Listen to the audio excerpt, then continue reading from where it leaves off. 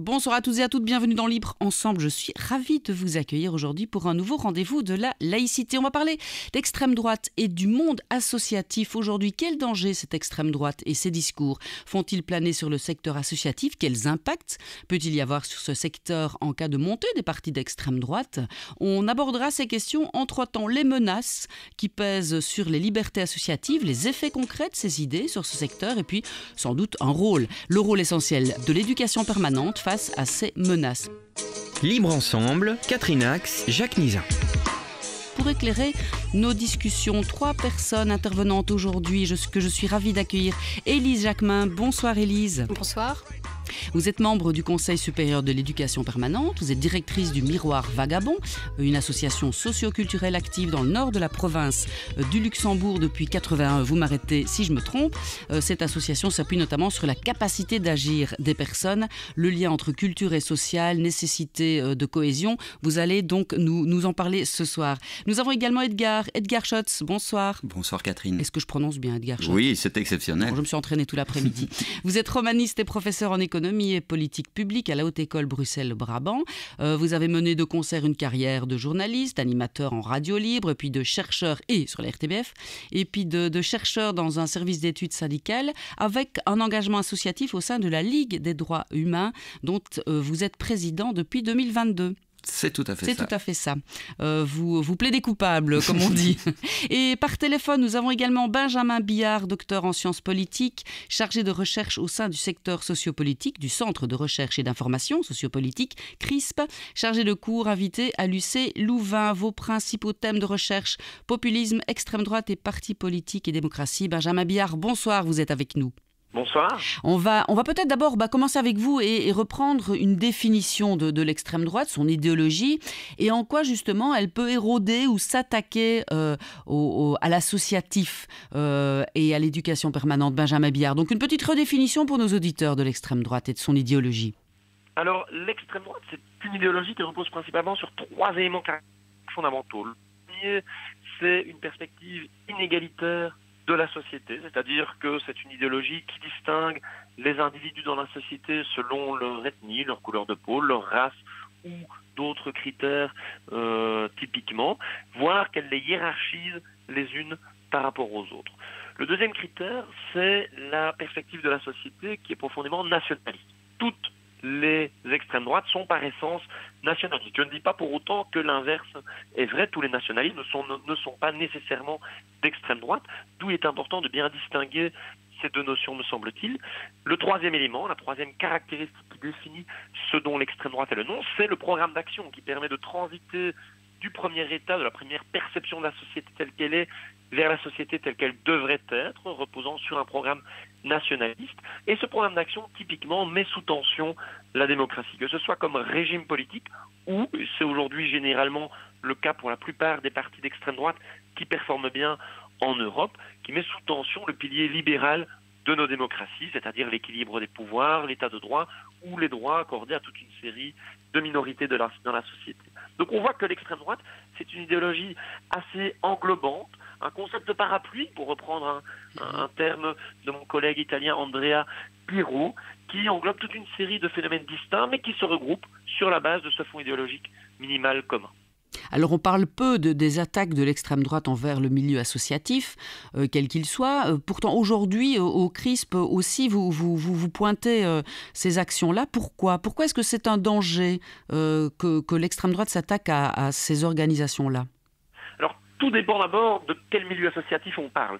On voit dans les pays particulièrement où l'extrême droite se porte bien, là où l'extrême droite exerce des responsabilités, y compris au pouvoir, qu'elle développe elle aussi son propre réseau associatif. Et évidemment, il n'y a pas tant de difficultés entre ce type de milieu associatif et l'extrême droite.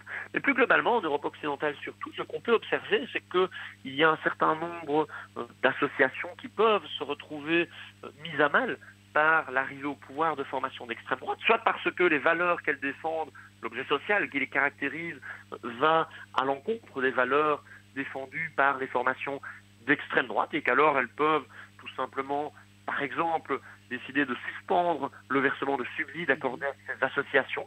On a pu l'observer au niveau communal, au niveau municipales, plus précisément en France. Depuis 2014 et l'arrivée d'un nombre de maires au niveau municipal français issus des rangs du Front, aujourd'hui Rassemblement national par exemple.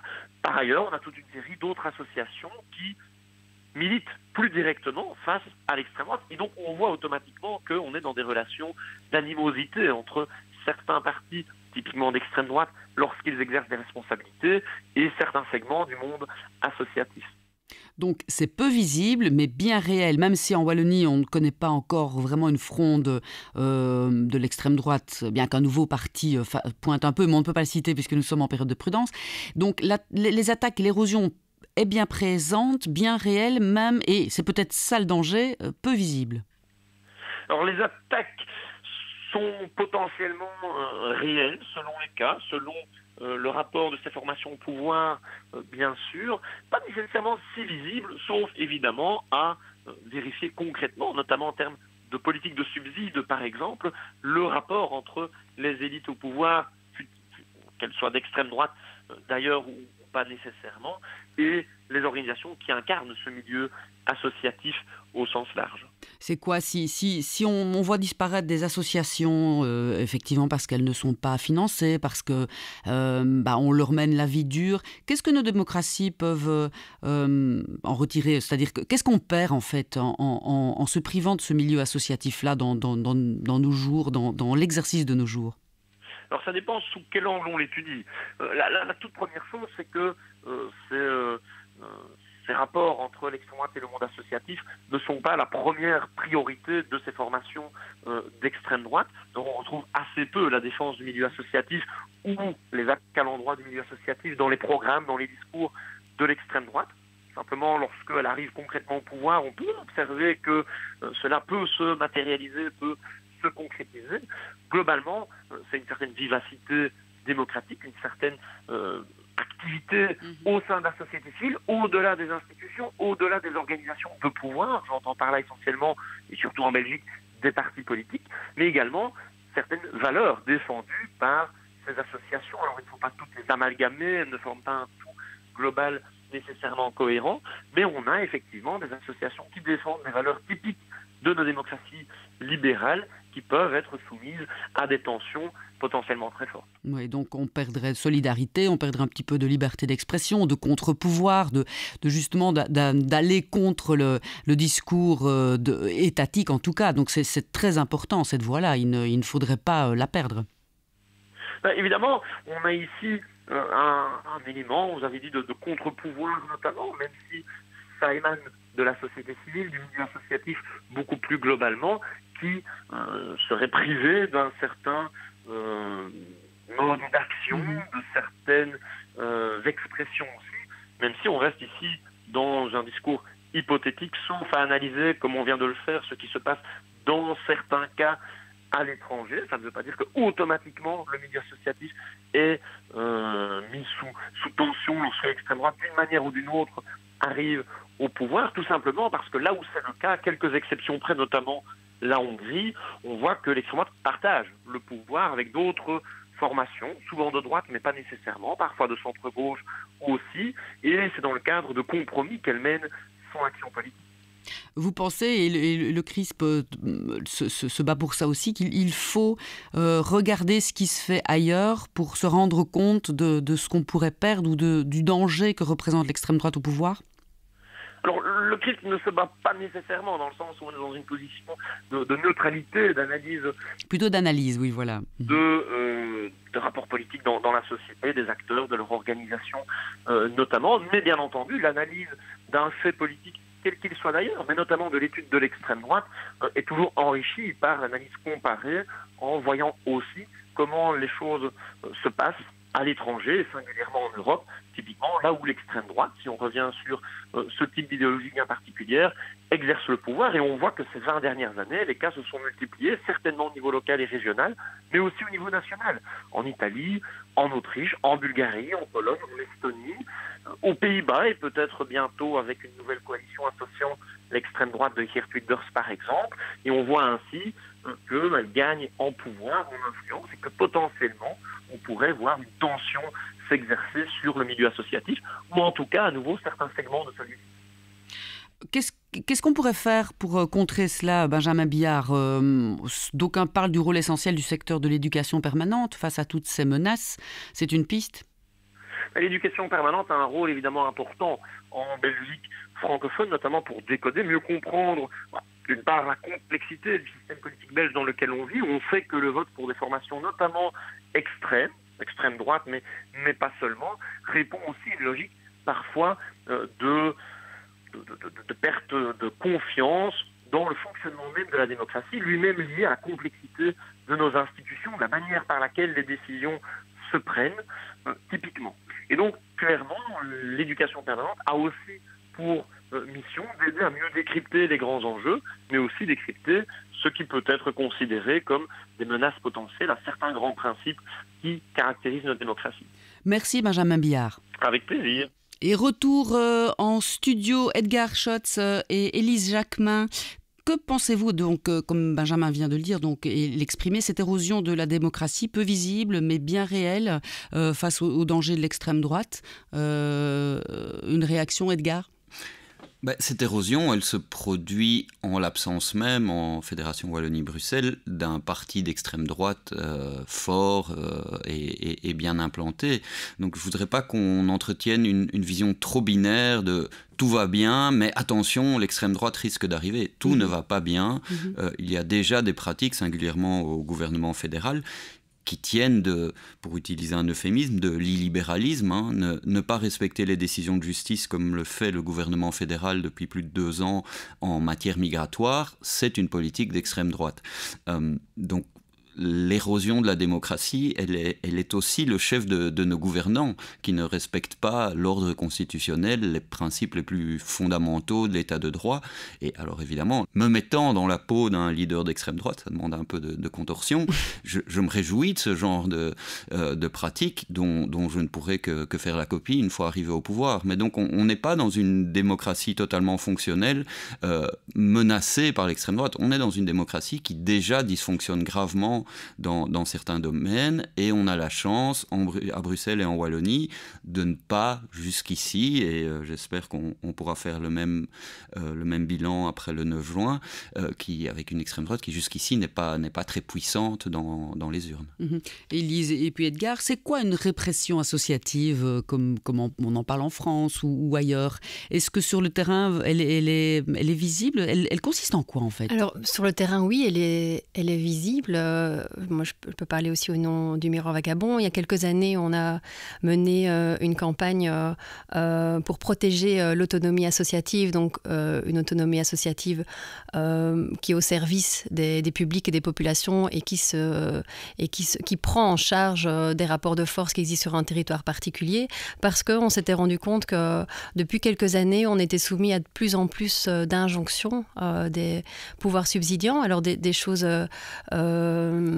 assez minimes, assez insidieuses, mais qui petit à petit pouvaient en effet éroder un peu notre autonomie associative. Et quand je dis autonomie associative, surtout notre capacité à innover, à inventer des dispositifs, des projets qui travaillent justement sur des questions démocratiques, de prise de pouvoir ou des problématiques qui se vivent sur un territoire. Donc on a eu quelques exemples d'inspections parfois qui étaient un peu plus cadrantes, des cadres méthodologiques, pédagogiques aussi imposés ou en tout cas suggérés. Donc voilà, c'est assez insidieux, c'est assez minime, mais on se rend compte qu'en effet... On n'impose pas encore, mais on conseille fortement. Oui, voilà, on nous conseille fortement et c'est vrai que moi je pense qu'il y a une responsabilité du secteur associatif en général et peut-être d'autant plus au niveau du secteur d'éducation permanente, mais à vraiment être sur nos gardes, alors pas tomber dans une paranoïa, mais en tout cas à bien protéger justement cette autonomie pour pouvoir continuer à agir comme un contre-pouvoir, justement, parce que c'est un outil incroyable, justement, de la démocratie et de la garantie des principes de la justice sociale. Donc je pense qu'il faut vraiment qu'on soit très très vigilants. Et les associations d'éducation permanente, on ça peut-être plus dans leur histoire aussi. Mais c'est vrai qu'on a un certain confort, en tout cas pour les associations d'éducation permanente, d'être financées et pour pouvoir porter un regard critique sur l'organisation de la société et de nos propres pouvoirs subsidiants. Et donc ça, je trouve que c'est assez atypique, même en Europe, je pense, et assez important que pour le protéger. Voilà. Edgar, à la Ligue, on est évidemment européen aussi, hein, et avant tout, donc vous travaillez de concert avec beaucoup d'associations, justement, on va le dire. C'est important d'aller voir ailleurs, de regarder ailleurs ce qui se passe, parce que, bon, voilà, on n'a pas d'extrême droite en Wallonie, mais vous le dites très bien, les idées sont là, et il faut se méfier, il ne faut pas attendre qu'il y ait un parti fort avec un type qui crie plus fort que les autres. C'est important de regarder ce qui se passe ailleurs pour évaluer les dégâts et les menaces. Oui, et les deux pays qui offrent le plus de recul sont la Hongrie et la Pologne. Alors la Pologne, heureusement, vient de rebasculer dans un camp plus démocratique, dira-t-on, avec la mise hors du pouvoir du PiS à la fin 2023. Mais disons, en Pologne, de 2015 à 2023, l'extrême droite était au pouvoir. Et en Hongrie, je pense que c'est depuis 2012. Et là, malheureusement, Viktor Orban y est toujours. Et du point de vue associatif, ce qui est assez frappant, c'est l'action... alors, je reprends tout ce qu'a dit Élise, mais j'ajouterais peut-être simplement l'action sur le financement, avec deux leviers principaux. Un levier de définancement pur et simple, qu'on peut voir dans d'autres pays aussi, et un levier qui consiste à vraiment vérifier les sources de financement non public des associations, avec en Hongrie évidemment une espèce de fantasme autour de George Soros, hein, donc vous savez qu'il était d'origine hongroise et qu'il finançait en Hongrie, mais en Europe de l'Est plus largement, toute une série d'actions en faveur des droits humains, et donc il y a eu beaucoup de mesures qui forçaient les associations à révéler la source de leur financement, et ça c'est quelque chose qu'on voit s'imposer de plus en plus largement et qui fait planer une espèce de soupçon par défaut au fond, hein. Si vous ne dites pas d'où vous recevez votre argent, c'est qu'il a des origines embarrassantes, alors même que à la Ligue, ça nous arrive de recevoir des dons importants de personnes qui ne souhaitent pas que leur nom soit rendu public, sans qu'il n'y ait rien de louche derrière ça, au contraire. Mmh. Est-ce que l'idéal du contre-pouvoir qu'on pourrait imaginer dans les associations, et Benjamin Billard le dit bien, il y a association, évidemment, on va du club de foot au Miroir Vagabond, mais est-ce que tout ça participe quand même à faire solidarité, à faire que le citoyen, la population travaille à l'amélioration de nos sociétés et de nos droits? Est-ce que ce contre-pouvoir-là est essentiel ? Oui, je pense que c'est l'exercice d'une fonction politique, en fait. C'est une façon de faire société. Alors, encore une fois, la forme associative n'est pas une garantie contre... Parce que vous avez cité le club de foot et le Miroir Vagabond. Je pourrais citer la FEB et oui. les amis les anciens de la Légion Wallonie. Oui, c'est vrai. Donc voilà. Mais tous ne sont pas garantes de droits humains, mais disons que très largement, c'est une façon de sortir de l'atomisation de nos sociétés, de retisser du lien social, de construire ce qu'on appelle des solidarités chaudes, hein, qui sont complémentaires des solidarités, j'aime pas le terme, mais froides, plus institutionnelles, de la sécurité sociale, du CPS et de l'ensemble des politiques sociales. On pourrait d'ailleurs faire un petit bilan du Miroir Vagabond, de tout son travail socioculturel en quelques années pour nos auditeurs, Élise. Que fait une association socioculturelle comme le Miroir Vagabond pour retisser du lien, pour la culture et la connaissance ? Alors je dirais qu'elle n'a pas de programmation sur 10 ans, et donc c'est fait exprès parce qu'on ne sait pas ce qui se passera sur son temps. Elle évolue avec son temps, elle évolue avec ce qui se passe au sein de la société, sur son territoire, et donc ça je trouve que c'est très très important, et d'ailleurs le secteur d'éducation permanente avait un peu mis un pied dans la porte sur les rapports d'activité de l'éducation permanente qui étaient de plus en plus resserrants avec des visées programmatiques. Donc je pense qu'une association qui fonctionne bien, je pense qu'elle doit être sur le terrain, elle doit être à l'écoute, elle doit sortir de ses bureaux, de la tête de son ordinateur. Je pense qu'elle doit aussi avoir une capacité à mettre des gens différents ensemble et donc à provoquer ce qu'on appelle chez nous les rencontres improbables. Et donc, ça paraît tout simple, mais ça l'est pas toujours. Enfin, c'est pas simpliste, mais c'est simple. Et c'est très, très important. Et je crois que ça démarre de ça, de provoquer des espaces-temps où, sur notre territoire, il y a pas mal de centres d'accueil de demandeurs d'asile, il y a pas mal de Flamands qui sont venus après le Covid acheter en région rurale, en plein milieu de la campagne. Il y a des travailleurs, il y a des chômeurs. C'est vraiment l'idée de rassembler des personnes. Alors nous, notre manière de faire, c'est par les langages artistiques. C'est ce qui nous semble le plus facile, le plus approprié et moins dans l'oralité, justement. Et on sait, Benjamin le disait tout à l'heure, on est dans des mondes, dans une société hyper complexe où si on ne maîtrise pas le langage, la communication, le traitement d'infos, on est complètement largué. Donc le fait de faire, moi je pense que ça fonctionne. Et voilà, le langage artistique, on est plus dans l'émotion, dans le lâcher-prise. Donc voilà, moi je pense que ça fait partie des ingrédients de réussite et de se remettre en question, en effet, de se réajuster de manière permanente. Voilà, donc c'est pour ça que je viens avec la visée programmatique et je m'inscris en faux complètement.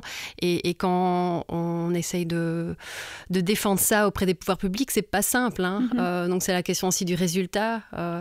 Ils veulent du programme pour voir si vous êtes arrivé au bout de vos objectifs. C'est ça. Et donc ça aussi, on voit du vocable un peu du secteur marchand qui arrive dans nos cahiers des charges. Il faut de la réussite, quoi. Il faut que ça se vende. Il faut du chiffre, il faut du résultat palpable. Et on sait bien que travailler avec des êtres humains, c'est pas ça. Et ça veut pas dire non plus que l'associatif n'a pas de visée, d'orientation, de ligne directrice, mais on va plutôt parler d'impact que de résultats. Voilà.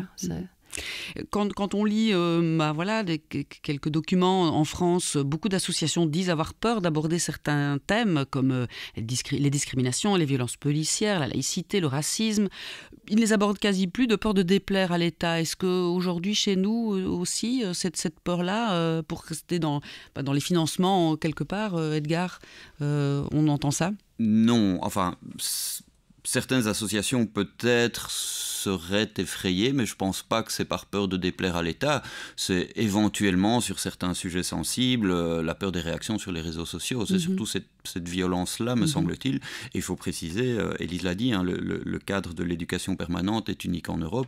Et il faut reconnaître, on a été suffisamment dur jusqu'ici, que c'est un cadre de financement extrêmement souple qui propose un cadre, mais qui ne contraint pas du tout les associations quant à la substance du message qu'elles entendent diffuser, auquel elles entendent sensibiliser, etc. Donc là, je dois dire, en tout cas, du point de vue de la Ligue, c'est ce que je peux dire, et je pense avoir entendu peu d'associations dire on ne va pas parler laïcité, immigration ou je ne sais quoi par peur de déplaire à l'État. On est chez nous. Oui. Très bien.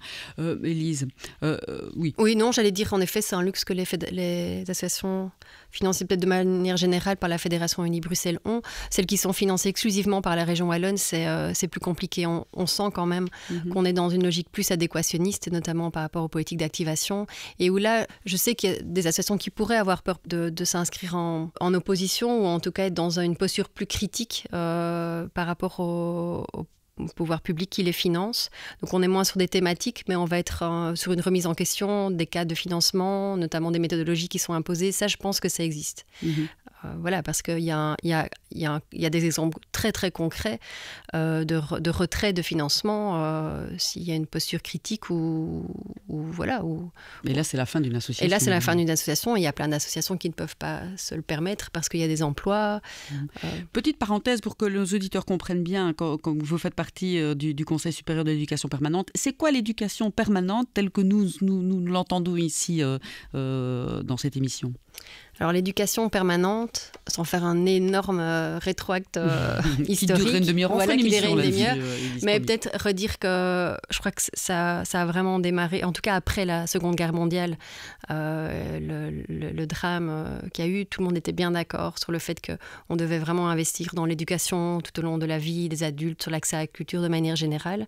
Et alors on va dire que c'est à partir des années 70 qu'il y a eu un décret, donc un cadre légal qui a structuré en fait et soutenu financièrement des associations d'éducation permanente. On parlait plutôt d'éducation populaire, et donc c'était vraiment de pouvoir outiller des adultes à la maîtrise des dispositifs démocratiques, de la citoyenneté. Pour que plus jamais ça. Voilà, pour que plus jamais ça, à la base c'était ça, et c'est vrai que enfin, moi je suis tout à fait d'accord avec Edgar, on a un décret plutôt excellentissime qui amène toute une liberté et qui est très clair quand même au niveau de sa visée, et qui est les principes de la démocratie, de la solidarité, de l'intégration, changement des mentalités. Donc ici, c'est vrai que c'est à l'opposé de la philosophie des partis d'extrême droite. Et donc en ça pourrait être un danger, évidemment. Edgar, l'éducation permanente n'est pas la seule. C'est quoi les remparts, justement, à ce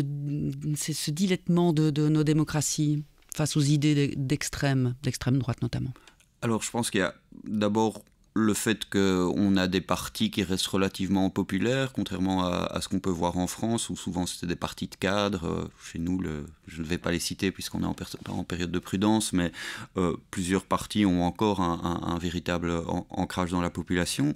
Je pense par ailleurs que, outre l'éducation permanente qui a été citée, au fond, le facteur principal est un facteur qui ne tient pas à nous, ou qui ne dépend pas de notre volonté, mais c'est le flou identitaire des francophones. Je les appelle francophones, je pourrais les appeler wallons et bruxellois. L'extrême droite francophone, contrairement à l'extrême droite flamande, qui a toujours été flamingante, nationaliste flamande et demandait, c'était le slogan du Belagne, que la Belgique crève. L'extrême droite francophone n'a jamais su si elle était belgicaine, enfin, elle s'est toujours divisée plus précisément entre des Belgicains, des Wallons nationalistes. Bruxellois nationalistes, c'est plus rare, mais il y a eu des mouvements d'affirmation régionale bruxellois très fortes, ou alors francophones. Donc il y a un triple référent identitaire possible, régional, wallon ou bruxellois, linguistique, francophone, ou national, enfin étatique plutôt, belgicain. Et ça crée beaucoup de difficultés à l'extrême droite. Ils savent à peu près qui ils n'aiment pas, mais ils savent pas très bien avec qui ils ne veulent pas aimer, qui ils n'aiment pas. Oui. Et donc voilà, bon, c'est pas, ça n'est pas un grand mérite, mais je pense que ça joue beaucoup dans le fait que la Wallonie et Bruxelles deviennent petit à petit des îles de résistance où il n'y a pas de parti, dans lesquelles il n'y a pas de parti d'extrême droite solidement implanté. Pour autant, la politique générale du pays, effectivement, et vous le disiez, avec les manquements à l'accueil aux étrangers, voilà, il ne faudrait pas se dire on est tranquille, il y a un rempart pour ça. Il faut quand même être vigilant, et ça, c'est aux partis à l'être aussi. Absolument. Et donc, c'est pas un hasard que les politiques que j'évoquais se situent au niveau fédéral, évidemment. C'est un niveau auquel se trouvent des partis qui, eux, sont en concurrence féroce avec l'extrême droite et ont moins de difficultés à adopter leur code. Mais donc, vraiment, je comprends qu'on insiste sur le danger de l'extrême droite, mais ce faisant, je ne voudrais pas qu'on pense que tout va bien. Qu'est-ce qu'on conseillerait aux auditeurs? C'est de se renseigner, d'aller éplucher les programmes en vue des élections dans quelques mois, de savoir pour qui on porte son vote, sa voix? C'est un bon début, en tout cas, puis peut-être encore mieux de participer à des débats. Il y a beaucoup de rencontres, beaucoup d'associations. La Ligue va le faire, se plein poser d'autres des questions. vont le faire, organiser des rencontres avec différents candidats et candidates.